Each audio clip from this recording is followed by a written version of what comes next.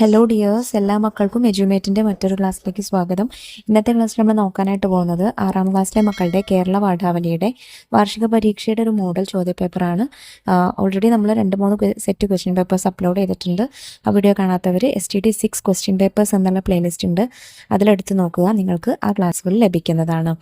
ക്ലാസ്സിലേക്ക് കടക്കുന്നതിന് മുന്നെയായി ചാനൽ ആദ്യമായി കാണുന്നവരാണെങ്കിൽ ഒന്ന് സബ്സ്ക്രൈബ് ചെയ്ത് സപ്പോർട്ട് ചെയ്യാൻ മറക്കരുത്. അതുപോലെ വീഡിയോ നിങ്ങളുടെ കൂട്ടുകാരിലേക്ക് കൂടെ ഒന്ന് ഷെയർ ചെയ്ത് കൊടുക്കണേ.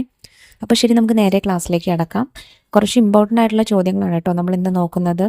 അതിൽ ആദ്യത്തെ പ്രവർത്തനം വിശകലനക്കുറിപ്പാണ്. തൊട്ടും മണത്തും പ്രകൃതിയെ അടുത്തറിഞ്ഞവളാണ് ഹെലൻ കെല്ലർ. ഈ പ്രസ്താവന പാഠഭാഗത്ത് നിന്ന് ലഭിച്ച ആശയങ്ങളുടെ അടിസ്ഥാനത്തിൽ വിശകലനം ചെയ്ത് ഒരു കുറിപ്പ് തയ്യാറാക്കൂ. ചുറ്റുമുള്ള വസ്തുക്കളിലേക്കും കാഴ്ചകളിലേക്കും ഇറങ്ങിച്ചെല്ലുകയും അവയെ ഉൾക്കൊണ്ടും അനുഭവിച്ചും ഈ ഭൂമിയുടെ സൗന്ദര്യം മുഴുവൻ ആസ്വദിക്കുകയുമാണ് ഹെലൻ കെല്ലർ ചെയ്തത്. കാഴ്ചയും കേൾവിയുമുള്ളവർ കാണാതെയും അറിയാതെയും പോകുന്ന പലതും ഹെലൻ ആസ്വദിച്ചറിഞ്ഞു.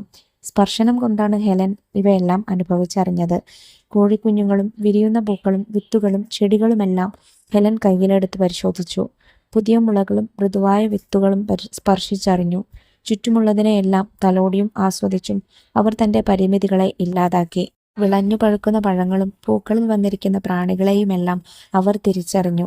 തൻ്റെ ജനലിനരികിൽ ചെടികൾ നിറച്ചു വച്ചിരിക്കുന്ന സ്ഫടിക പാത്രത്തിൽ വാൽമാക്രികളെ വളർത്തി തൻ്റെ വിരലുകൾ കൊണ്ട് അവയെ സ്പർശിച്ച് അവയുടെ ചലനങ്ങളെ അടുത്തറിഞ്ഞ് അനുഭവിക്കുന്ന ഹെലൻ എത്ര സുന്ദരമായാണ് ആ അനുഭവങ്ങൾ വിവരിക്കുന്നത്. തൊട്ടും മണത്തും പ്രകൃതിയെ അടുത്തറിഞ്ഞവളാണ് ഹെലൻ കെല്ലർ. പ്രവർത്തനം 2, അഭിപ്രായക്കുറിപ്പ്. ചെമ്പകപ്പൂവായി മാറിയ കുട്ടിയുടെ മനസ്സിലും പ്രവൃത്തികളിലും നിറഞ്ഞു നിൽക്കുന്ന കുട്ടിത്തം എന്ന വിഷയത്തെ അടിസ്ഥാനമാക്കി അഭിപ്രായക്കുറിപ്പ് തയ്യാറാക്കുക. ചെമ്പകപ്പൂവായി മാറിയ കുട്ടി എന്ന ആശയം കുട്ടികളുടെ നിഷ്കളങ്കതയും കളിമനസ്സും ഹൃദയസ്പർശിയായി അവതരിപ്പിക്കുന്നു. കുട്ടി പൂവായി മാറി കാറ്റിൽ ആടിക്കളിക്കുന്നതും പുതുപൂവിൻ്റെ മണം പടർത്തുന്നതും അമ്മയുടെ ശ്രദ്ധ നേടാനുള്ള സ്നേഹപൂർണമായ ശ്രമങ്ങളാണ്. അമ്മയുടെ അടുത്ത് തന്നെ ഉണ്ടായിട്ടും അവൾക്ക് തിരിച്ചറിയാൻ കഴിയാത്തത് ഒളിച്ചുകളിയുടെ മധുരം കൂട്ടുന്നു. സന്ധ്യയ്ക്ക് വീണ്ടും പഴയ കുട്ടിയായി മാറുന്ന നിമിഷം അമ്മ കുട്ടി ബന്ധത്തിൻ്റെ ആഴം തെളിയിക്കുന്നു. മൊത്തത്തിൽ ഈ കവിത കുട്ടികളുടെ ലോകം സ്നേഹത്താലും സ്വപ്നങ്ങളാലും നിറഞ്ഞതാണെന്ന് ഓർമ്മിപ്പിക്കുന്നു. 3ാമത്തെ പ്രവർത്തനം, കഥാപാത്ര നിരൂപണം. ചെമ്പകപ്പൂവ് കവിതയിലെ കുട്ടിയുടെ കഥാപാത്ര നിരൂപണം തയ്യാറാക്കുക. ചെമ്പകപ്പൂവ് കവിതയിലെ കുട്ടി നിഷ്കളങ്കതയും സങ്കല്പശക്തിയും നിറഞ്ഞ കഥാപാത്രമാണ്.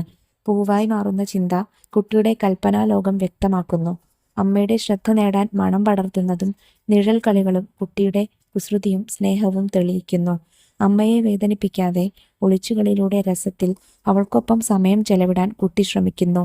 സന്ധ്യയ്ക്ക് വീണ്ടും പഴയ കുട്ടിയായി മാറി കഥ കേൾക്കാൻ വാശി പിടിക്കുന്നതിലൂടെ അമ്മയോടുള്ള ആഴമുള്ള അടുപ്പം വ്യക്തമാണ്.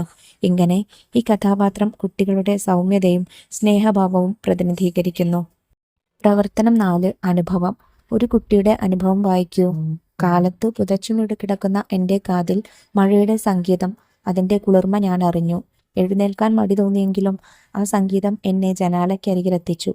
മഴയിലേക്ക് ഞാൻ ഓടിയിറങ്ങി. ഒരു മഴത്തുള്ളി എൻ്റെ കയ്യിൽ ഇറ്റു വീണു. അതെൻ്റെ മനസ്സ് നിറച്ചു. ഇത് സുധീഷ് കെ എഴുതിയ മൊട്ടിടുന്ന കുട്ടി സാഹിത്യം എന്നുള്ള പാഠഭാഗത്ത് നിന്നല്ലേ എന്നുള്ള പുസ്തകത്തിൽ നിന്നുള്ള 4 വരികളാണ്. പ്രകൃതിയോട് ഇടപഴകുമ്പോൾ നിങ്ങൾക്കും പലതരം അനുഭവങ്ങൾ ഉണ്ടായിട്ടില്ലേ? ഒരനുഭവം എഴുതൂ. ഞാൻ നട്ട പാവൽ വിത്ത് മുളച്ച് ആദ്യ നാമ്പ് വരുന്നതും നോക്കിയുള്ള ആ കാത്തിരിപ്പ് എത്ര രസകരമായിരുന്നെന്നോ. ഓരോ ദിവസത്തിൻ്റെയും പ്രതീക്ഷകൾക്കൊടുവിൽ വിത്തിൻ്റെ പരിവരുത്ത പ്രതലത്തിൻ്റെ ഉള്ളിൽ നിന്നും മണ്ണിൻ്റെ പുതപ്പ് അകഞ്ഞു മാറ്റി അതാ എൻ്റെ പാവൽ നാമ്പുകൾ തൻ്റെ പച്ച ചെറു വിരലുകൾ വിടർത്തി പതിയെ പതിയെ അവ എന്നിലേക്ക് ഉയർന്നു വന്നു. പച്ച ഇല കുഞ്ഞുങ്ങൾ പതിയെ മിഴി തുറന്നു. ഓരോ ദിവസവും തൻ്റെ വള്ളിപ്പടർപ്പുകൾ നീട്ടി പാവൽത്തൈ എന്നെ ആശ്ലേഷിച്ചു. പിന്നീടൊരു ദിവസം സുന്ദരമായൊരു മഞ്ഞപ്പൂവിൻ പുഞ്ചിരി കൊണ്ട് എന്നെ സ്നേഹിച്ചു. ഇനി കാത്തിരിപ്പാണ്, സുന്ദരനായൊരു പാവൽ കുഞ്ഞിന് വേണ്ടിയുള്ള കാത്തിരിപ്പ്. പ്രവർത്തനം 5, വായനാനുഭവം. നിങ്ങൾ വായിച്ച ഏതെങ്കിലും ഒരു പുസ്തകത്തിൻ്റെ വായനാനുഭവം എഴുതുക. ഞാൻ വായിച്ച കഥ മുതിരവർത്തമാനം എന്നതാണ്.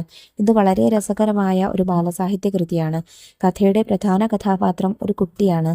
കുട്ടിയുടെ കുശാഗ്രബുദ്ധിയും വാക്കുകൾ ഉപയോഗിക്കുന്ന രീതിയും എനിക്ക് വളരെ ഇഷ്ടപ്പെട്ടു.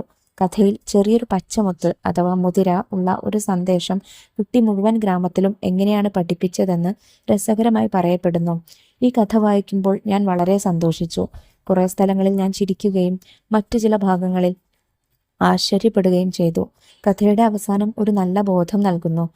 ചെറിയ കാര്യങ്ങൾ പോലും വലിയ പ്രഭാവം സൃഷ്ടിക്കാം എന്ന്. ഈ കഥ എൻ്റെ വായനാനുഭവം വളരെയധികം മനോഹരമാക്കി. ഇനി കൂടുതൽ ബാലസാഹിത്യ പുസ്തകങ്ങൾ വായിക്കണമെന്ന ആഗ്രഹം കൂടി തോന്നിച്ചു. അപ്പോൾ മക്കളെ, ഇത് കുറച്ച് അത്യാവശ്യം ഇമ്പോർട്ടൻ്റ് ആയിട്ടുള്ള ചോദ്യങ്ങളാണ്. ചോദ്യങ്ങളുടെ ഉത്തരങ്ങളൊക്കെ മക്കൾക്ക് എല്ലാവർക്കും മനസ്സിലായിട്ടുണ്ടെന്ന് വിശ്വസിക്കുന്നു. ഇന്നത്തെ ക്ലാസ് ഉപകാരപ്രദമായിട്ടുണ്ടെങ്കിൽ നിങ്ങളുടെ കൂട്ടുകാരിലേക്ക് കൂടെ ഈ വീഡിയോ ഒന്ന് ഷെയർ ചെയ്ത് കൊടുക്കുക. അതുപോലെ കൂടുതൽ ചോദ്യങ്ങൾക്ക് വേണ്ടിയിട്ട്, ചോദ്യപേപ്പറുകൾക്ക് വേണ്ടിയിട്ട് ചാനൽ ഒന്ന് സബ്സ്ക്രൈബ് ചെയ്ത് വെക്കുക. മറക്കാതെ ഇന്നത്തെ ക്ലാസ്സിനെ കുറിച്ചുള്ള അഭിപ്രായങ്ങൾ കമൻറ്റ് ബോക്സിലൂടെ അറിയിക്കുകയും ചെയ്യാം. അപ്പോൾ ശരി, നമുക്ക് അടുത്ത ക്ലാസ്സുമായി വീണ്ടും കാണാം. താങ്ക്